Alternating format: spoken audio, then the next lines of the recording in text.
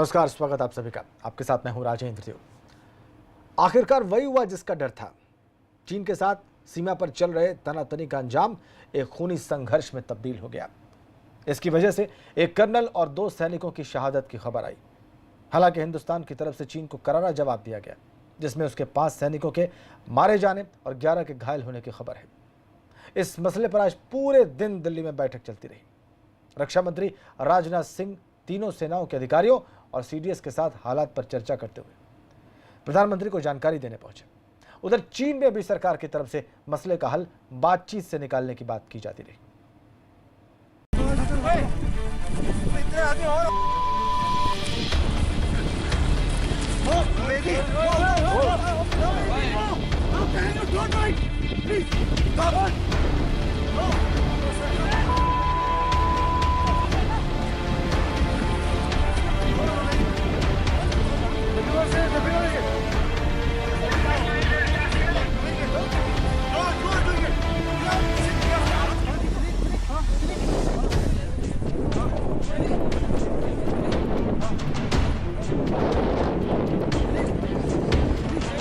Border पर बात करते करते ड्रैगन ने दिया धोखा।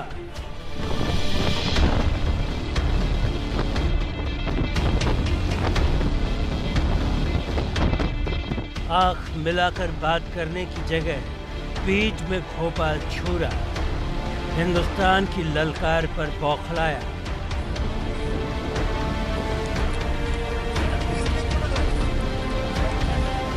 हिंदुस्तान की ललकार पर बौखलाया चीन खून खराबे पर उतरा।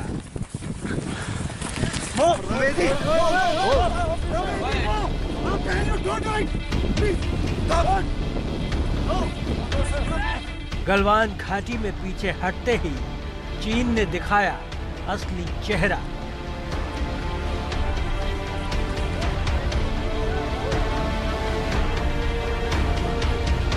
तो क्या हिंदुस्तान को करना होगा अब ड्रैगन का आखिरी इलाज? लद्दाख के गलवान घाटी में चीनी सैनिकों के साथ झड़प में फौज के एक अधिकारी और 2 जवान शहीद हुए हैं।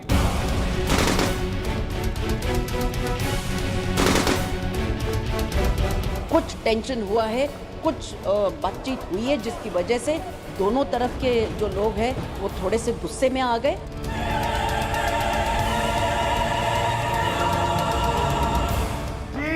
गद्दार है, चीन हम पर हमला किए हैं।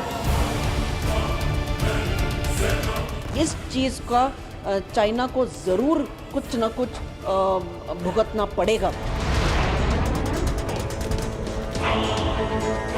बदला चाहिए हमारे फौज पे जो हमला हुए हैं, इसका सही बदला चाहिए। आप ऐसे ही नहीं बच पाएंगे, आपको ये जवाब जरूर देना पड़ेगा। हम लोग इसका बदला चाहते हैं, बदला की सिवा और कुछ नहीं, सिर्फ बदला बदला बदला मांगते हैं।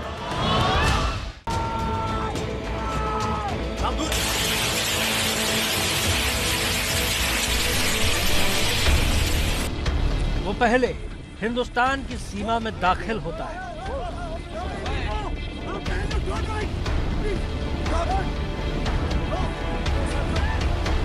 फिर हिंदुस्तान पर बातचीत का दबाव बनाता है और फिर जब हिंदुस्तान दिल खोलकर उससे बातें करता है तो वो पीठ में खंजर घोंपने से भी नहीं चूकता।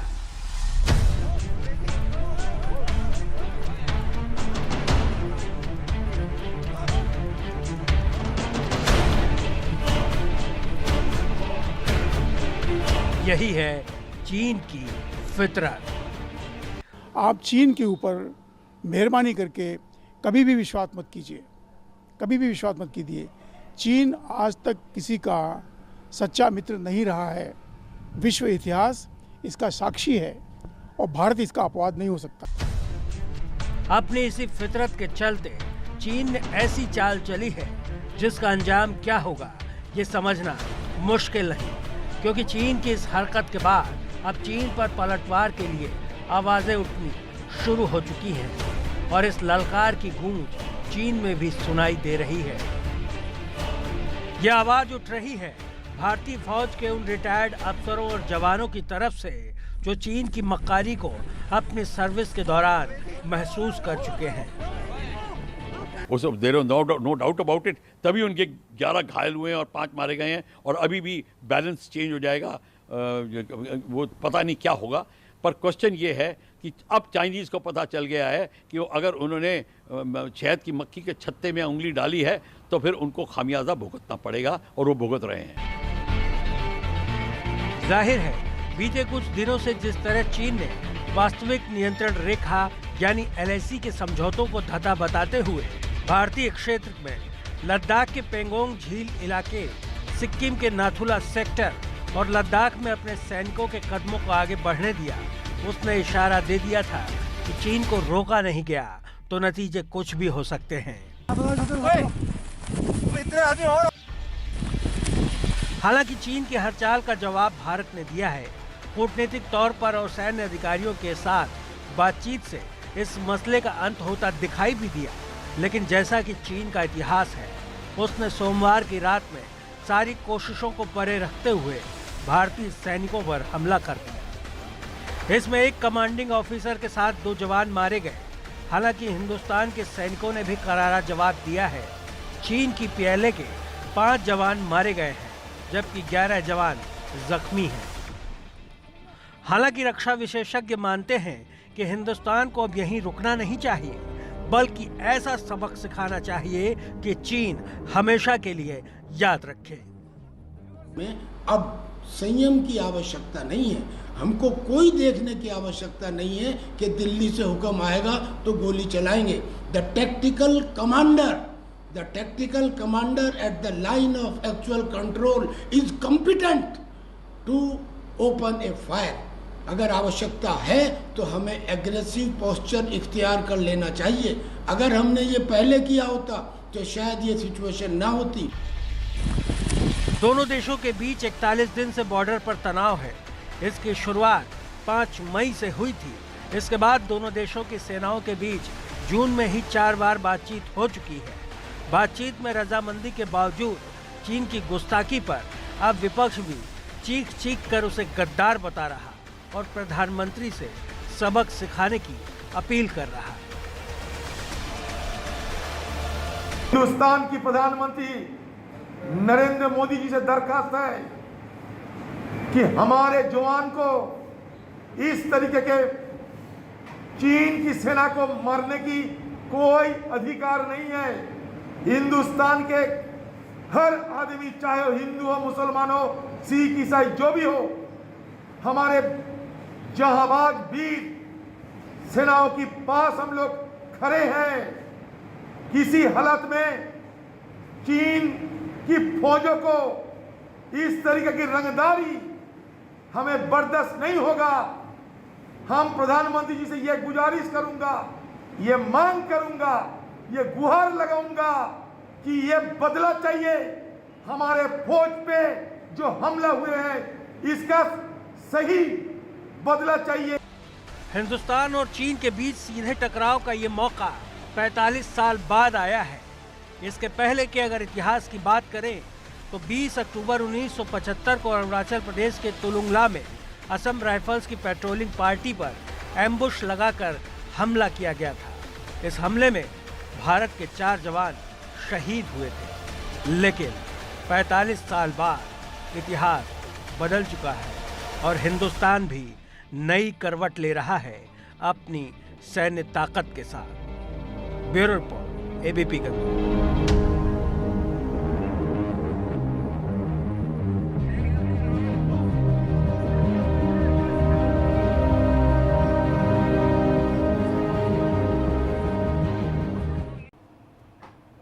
चीन जिसे ड्रैगन भी कहा जाता है, उसकी साजिशों का इस तरह सामने आना नया नहीं है। साजिशें देश के खिलाफ भी रची जाती हैं और देश के भीतर भी। और ऐसा ही एक साजिश का नमूना है उत्तर प्रदेश का पशुधन घोटाला, जिसमें इस घोटाले के मास्टरमाइंड आशीष राय के कुछ और कच्चे चिट्ठे सबके सामने आ गए।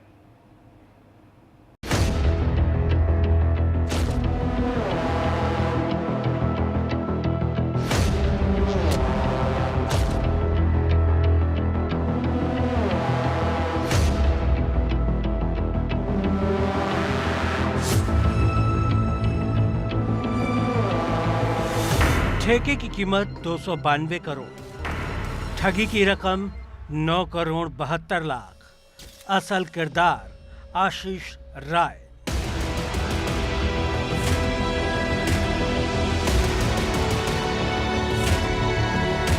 ये उस पशुधन विभाग के घोटाले का लब्बो-लुआब है जिसकी जांच एसटीएफ कर रही है, जिसके फंदे में सरकार की साख फंसी है। लखनऊ पुलिस का रवैया और सचिवालय जैसे अहम ठिकानों का सुरक्षा तंत्र। एक शख्स चंद सालों में सफेद पोशों से साठगांठ करके या कहें कि उनकी शागिर्दी करके इस तरह का रसूख बना लेता है कि उसकी हिमाकत यहाँ तक बढ़ जाती है कि बाकायदा एक विभाग में बतौर आईएएस की हैसियत से बैठने लगता है और डीलिंग करता है।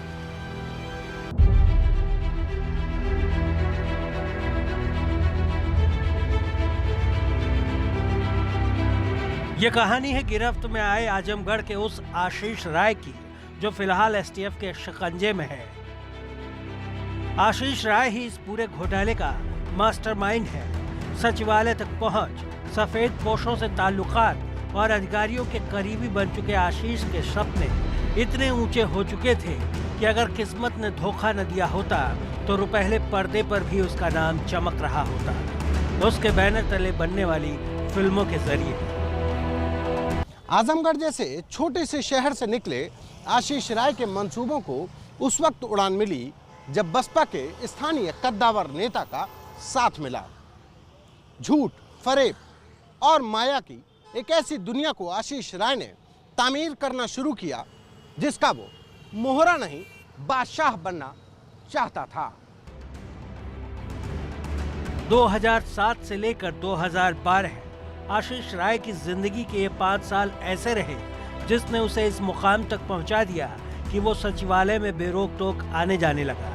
कई आईएएस अधिकारियों के संपर्क में आ गया। इस दौरान उसकी मुलाकात मऊ में रहने वाले अनिल राय से हुई जो एक पत्रकार था। आजमगढ़ में मुलायम सिंह के चुनाव जीतने और प्रदेश में सपा सरकार बनने के बाद आशीष राय की जिंदगी ने एक बड़ा टर्न लिया। उत्तर प्रदेश में सत्ता बदली, समाजवादी पार्टी सत्ता में आई तो आशीष राय ने भी अपना चोला बदल लिया और एक नई फिल्म कंपनी बना डाली। फिल्म कंपनी अपने ही नाम पर एआर फिल्म प्रोडक्शंस खोली और जिसके लिए गैंग्स ऑफ आजमगढ़, जिला आजमगढ़, फर्स्ट मोहब्बत जैसी फिल्मों का ऐलान किया। लेकिन ये फिल्मों का ऐलान सिर्फ सोच के दायरे तक ही सिमट कर रह गया। आशीष राय के मंसूबों का अंदाजा लगाना मुश्किल है, लेकिन ये तो समझा ही जा सकता है कि ये सब करने के पीछे सिर्फ अपनी करतूतें ही छिपाना था। साल 2019 में आशीष राय ने एक और पैंतरा खेला। इसमें उसने आजमगढ़ महोत्सव कराया जिसमें सपना चौधरी से लेकर तमाम बॉलीवुड स्टार बुलाए। इसमें जिला प्रशासन ने भी आशीष की मदद की। इतना ही नहीं, आशीष ने अपने बैनर एआर एंटरटेनमेंट के तले मिस इंडिया कॉन्टेस्ट भी कराया और इसमें नोएडा डीएम सुहास एलवाई की पत्नी रितु सुहास एलवाई को मिसेज इंडिया के खिताब से भी नवाजा गया।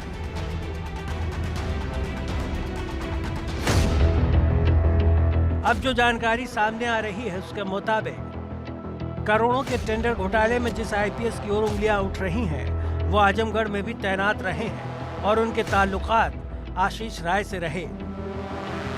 कारोबारी मंजीत की तरफ से दर्ज कराई गई एफआईआर में सीबीसीआईडी के एसपी से मिलने की बात कही गई है और तब भी ये अधिकारी सीबीसीआईडी में तैनात थे।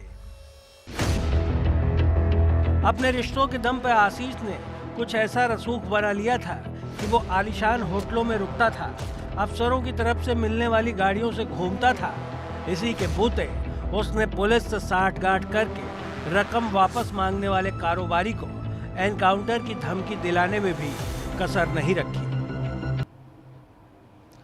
और अब पशुधन विभाग के घोटाले को लेकर सियासत भी शुरू हो गई है। विपक्ष इस मसले पर सरकार को घेरने में जुटा है। हालांकि सरकार और भाजपा इसे पिछली सरकारों की देन बताकर अपना पल्ला झाड़ने में जुटे हैं। इस घोटाले के सामने आने के बाद अब इस पूरे मामले पर सियासत भी तेज हो गई है। विपक्ष इसे मुद्दा बनाकर सरकार को घेरने में लगा है। कांग्रेस की तरफ से प्रियंका गांधी ने इस मामले में ट्वीट कर सरकार को कटघरे में खड़ा किया है। अपने ट्वीट में प्रियंका ने लिखा है, यूपी की भाजपा सरकार में प्रदेश का सबसे बड़ा दफ्तर सचिवालय भ्रष्टाचार का अड्डा बन गया है। पशुपालन विभाग के घोटाले ने सरकार के पूरे भ्रष्ट तंत्र की कलई खोल दी है। प्रदेश की कार्यपालिका के केंद्र के इर्द गिर्द भ्रष्टाचार ही भ्रष्टाचार है। क्या मंत्रियों और मुख्यमंत्री को इसकी भनक ही नहीं है? यदि ऐसा है तो तथ्य चौंकाने वाला है। ये उत्तर प्रदेश की कार्यशैली पर सवालिया निशान है। ज़ीरो टॉलरेंस की बात करने वाले मुख्यमंत्री जी के नाक के नीचे सचिवालय में आज भ्रष्टाचार का बोलबाला है। जिस तरह से 69,000 में भर्तियों का मामला रहा हो, या शिक्षा विभाग में अनामिका शुक्ला का मामला रहा हो, या DHFL का घोटाला रहा हो, और अब ये पशुधन घोटाला, ये सारे वो घोटाले हैं जहां सीधे सीधे भारतीय जनता पार्टी के लोग, चाहे वो सत्ता में बैठे लोग हों या उनसे जुड़े लोगों से जुड़ा मामला है। और सचिवालय जो उत्तर प्रदेश की नब्ज है, जहां से सारी योजनाएं पूरे देश में जाती हैं और सरकार का पावर पॉइंट है, आज वहाँ पे बैठे लोग इन घोटालों में शामिल हैं। तो मैं मानती हूँ कि ये भ्रष्टाचार की पराकाष्ठा है। वहीं सपा सरकार ने भी इसे लेकर भाजपा को निशाने पर लिया है और व्यवस्था को लेकर सवाल खड़े किए हैं। जो इस समय आया प्रकरण सामने आया है, इसमें एक कमाल की चीज आई है कि भाजपा की सरकार में आप बताइए किसी आदमी को सचिवालय के अंदर घुसने के लिए मंत्री के अगर उसमें मिलने जा रहा है कमरे में, तो मंत्री के सिग्नेचर का पास चाहिए। उस पे लगातार वीडियो रिकॉर्डिंग होती है। 250 करोड़ रुपए का टेंडर था जिसकी बात हो रही थी। कोई आदमी किसी से बिना मिले क्या उसका अप्रूवल करता है? क्या 9 करोड़ 72 लाख रुपए कोई किसी PS को दे देगा, होमगार्ड को दे देगा, ड्राइवर को दे देगा? मंत्री का गाड़ी इस्तेमाल हुई इस आदमी को लाने के लिए, होमगार्ड उसको लेकर के आया। सचिवालय में कमरा बनाया गया जिसमें उनको बैठाया गया, फर्जी IAS का सर्टिफिकेट लगाया गया और उसके नाम पे उनसे पैसा ले लिया। और उसके बाद जब उसने पैसा वापस मांगा तो पुलिस ने उनको उठाने की कोशिश की, उन्हें क्रिमिनल से धमकी मिली। ये तो कमाल का गुंडा राज चल रहा है, कमाल, टोटल लॉ एंड ऑर्डर का कोलैप्स है। इसमें बड़े लोग इन्वॉल्व हैं। दूसरी तरफ भाजपा इस मामले में सरकार का बचाव तो कर रही है, इसे पिछली सरकारों की देन बताकर, और इस मामले को वो भ्रष्टाचार के खिलाफ सख्ती का उदाहरण बताकर पेश कर रही है। खेल का जो भी आपने पूरा सिनेरियो पढ़ा या पूरा ड्रामा जो सामने आ रहा है, वो एक सोचे समझे तरीके से है। इस 3 साल के उसमें जो हमारी सरकार बनी, ये तत्व नहीं पनपे। ये पिछले 15 साल में जो संलिप्तता रही और सचिवालय का जो दुरुपयोग होता रहा, उसी का एक कारण था। पर जैसे ही शिकायतकर्ता सामने आया और जांच हमारी एजेंसियों ने की, एक भी दोषी जो पाया गया उसके खिलाफ कठोर कार्रवाई हो रही और कोई भी दोषी बख्शा नहीं जाएगा। और इसके तार जहां तक भी होंगे, चाहे पक्ष का कोई बड़ा आदमी हो, चाहे विपक्ष का कोई बड़ा आदमी हो, इसमें बख्शा नहीं जाएगा। STF की जांच अभी चल रही है। 7 लोगों की गिरफ्तारी के साथ एक IPS की तरफ घूम रही शक की सुई से माना जा रहा है कि अभी इसके और कई पहलू उजागर हो सकते हैं।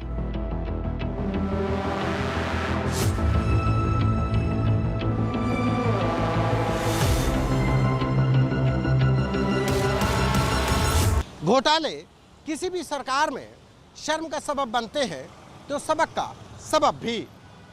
योगी आदित्यनाथ के अंदाज को देखते और समझने के बाद भी अगर घोटाले सामने आ रहे हैं तो ज़रूरत इस व्यवस्था को नए सिरे से समझने की है। सरकार जितनी जल्दी इस व्यवस्था को समझ जाएगी, अफसरशाही का इस पर लगाम कसना उतना ही आसान होगा। कैमरा पर्सन जितेंद्र के साथ संतोष कुमार, ABP गंगा। रिपोर्ट के साथ ही वक्त छोटे से ब्रेक का।